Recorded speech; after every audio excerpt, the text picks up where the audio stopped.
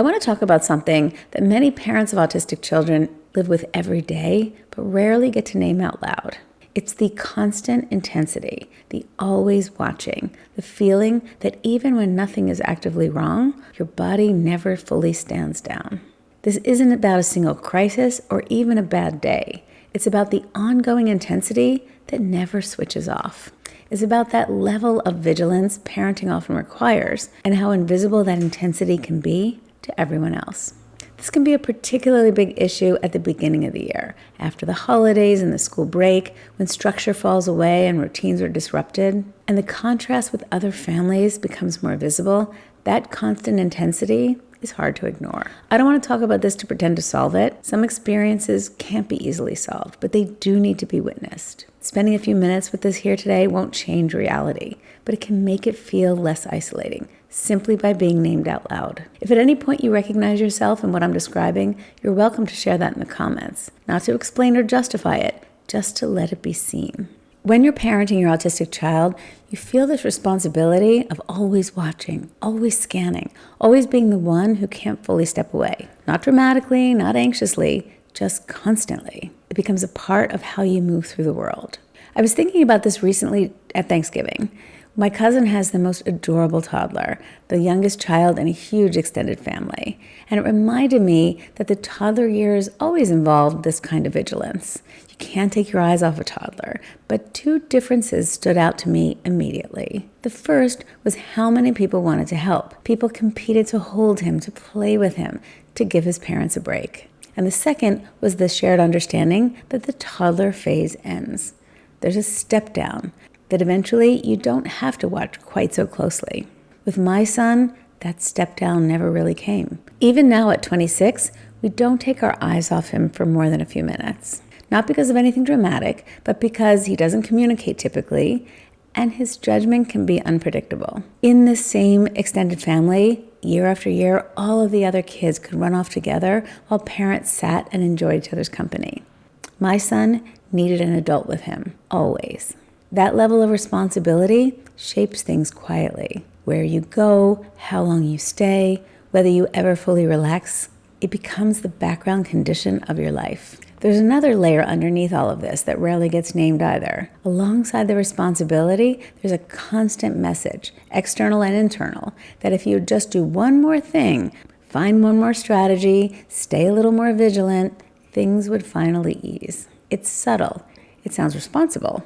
And it teaches something very quietly, that rest comes later. That standing down just isn't an option yet. That message doesn't come from one place. It comes from systems, expectations, comparisons, and from love. But it keeps the intensity turned up, even when nothing is actively happening.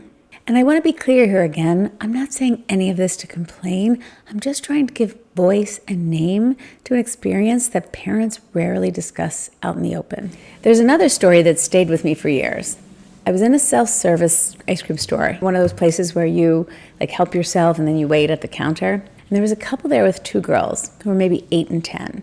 And the parents were sitting and talking to each other, completely ignoring their girls. The girls kept going back to the dispensers, taking those little free taste cups and reusing them to take multiple free tastes over and over. It was unsanitary, it was against the rules, and it was completely ignored. Something in me just snapped. I felt an intensity of anger that surprised me. Not irritation, not annoyance, fury. I still have a hard time explaining it. I just knew that if my son had done anything even slightly unexpected, every eye would have been on us. I knew my child and my parenting would have been judged immediately.